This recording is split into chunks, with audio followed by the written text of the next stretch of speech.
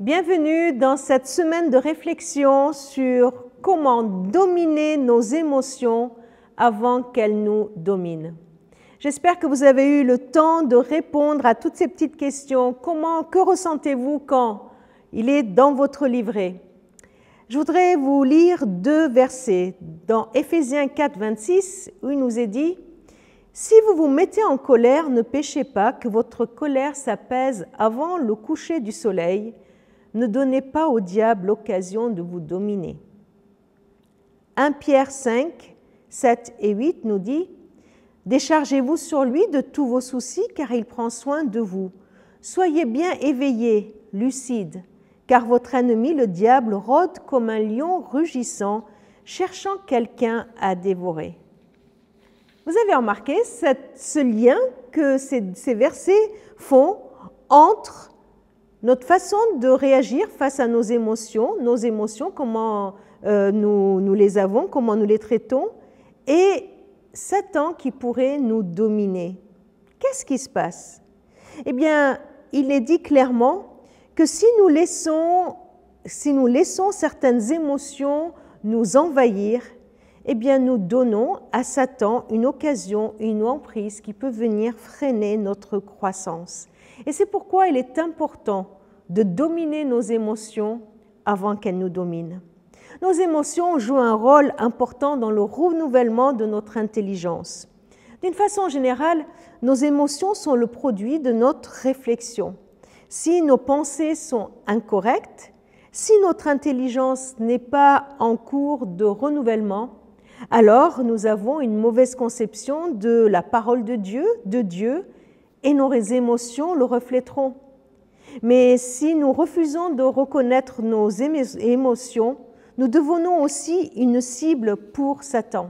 En réalité, nous maîtrisons très peu nos émotions et nos réactions, avouons-le. C'est justement pour cela qu'il est important d'aller remplir nos pensées de la connaissance de Dieu et de sa parole.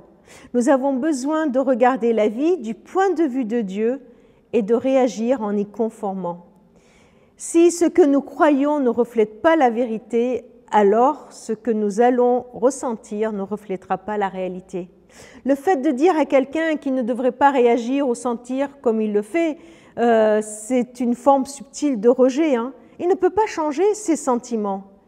Alors, le vrai problème, c'est dans la pensée. C'est qu'il y a une mauvaise pensée, une pensée qui n'est pas juste. Donc, il faut aller agir sur la pensée et l'émotion qui en découlera sera différente. La Bible présente cela dans cet ordre. Connaître la vérité, y croire, agir en fonction d'elle et laisser nos émotions être le produit de tout cela, de notre obéissance. Voilà comment les émotions peuvent venir et comment on peut les dominer. Si nous croyons que nos émotions, au lieu de croire la vérité, alors comment seront nos actions? Elles seront contradictoires, elles seront fluctuantes selon ce que nous ressentons.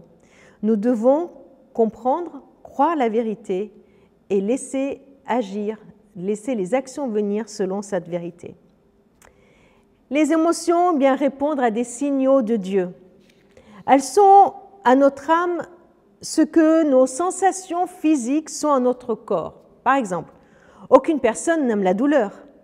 Mais si nous ressentirions absolument aucune douleur, nous prenons des risques. Nous prenons le risque d'avoir de graves blessures et des infections. De même, si nous ne ressentions pas de colère, pas de tristesse ou pas de joie, notre âme serait en danger. Les émotions nous sont fournies par Dieu pour nous permettre de savoir ce qui se passe dans la profondeur de notre être. Les émotions ne sont ni bonnes ni mauvaises, elles sont tout simplement normales. Elles font partie de notre nature humaine. Tout comme nous réagissons aux avertissements de la douleur physique, nous devons aussi apprendre à répondre aux indicateurs émotionnels. Nous avons 3 façons pour répondre aux avertissements que nous sont lancés par nos émotions. D'abord, la répression, rejet conscient de nos sentiments. On rejette.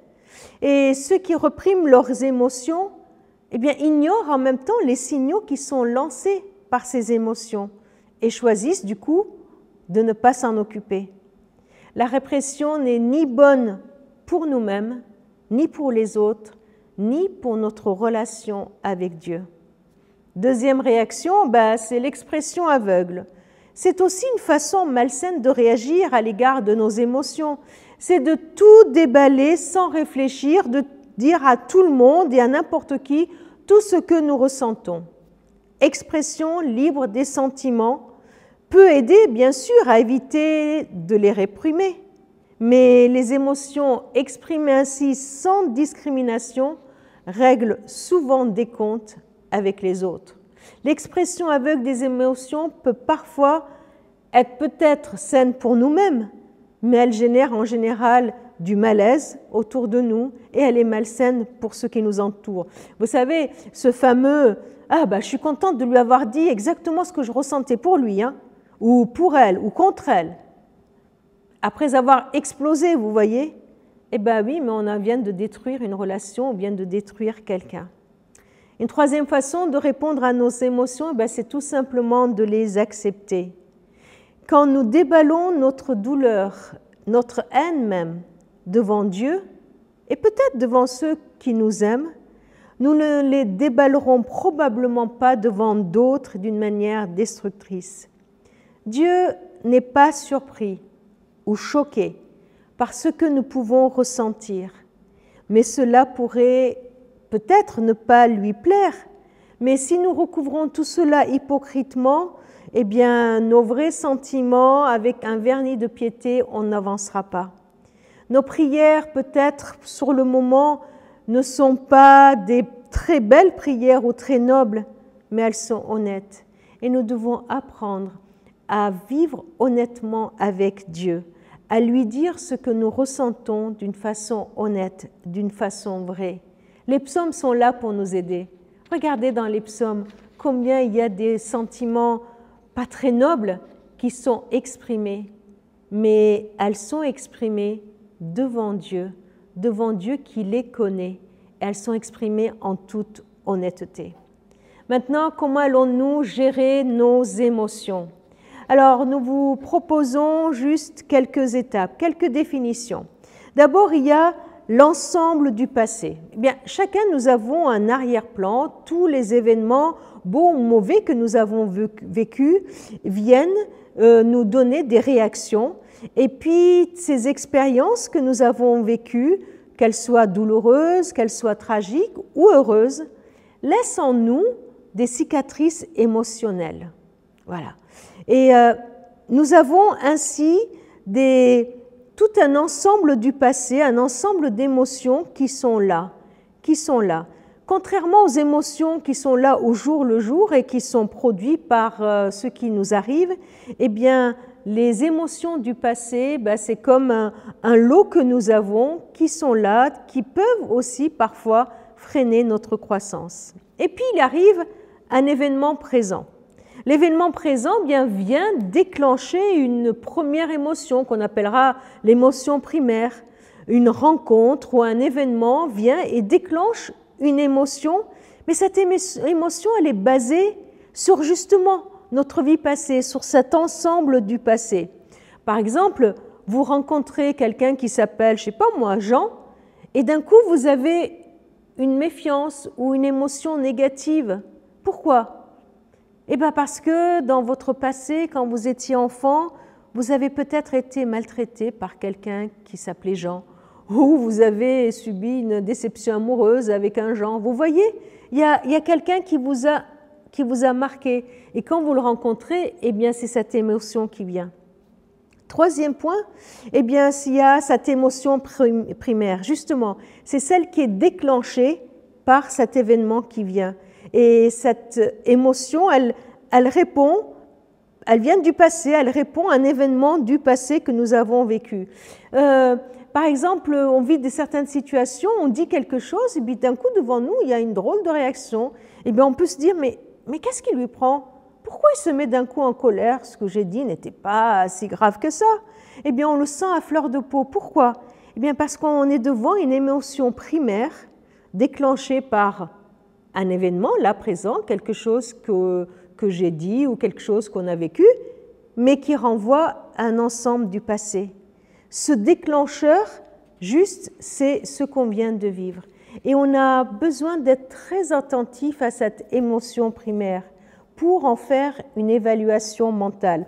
Alors, il y a une petite erreur dans les livrets que je vous invite à corriger. Le petit 4 n'est pas l'émotion mentale, mais l'évaluation mentale. Une petite évaluation mentale, par exemple, dans l'exemple que j'ai donné, eh bien, quand je ressens d'un coup un malaise parce que je rencontre quelqu'un qui s'appelle Jean ou une méfiance, juste faire l'évaluation mentale de me dire, mais il y est pour rien. J'ai un a priori négatif parce que j'ai vécu quelque chose de douloureux avec un Jean, mais ce n'est pas celui qui est devant moi. Alors, qu'est-ce qui se passe après cela?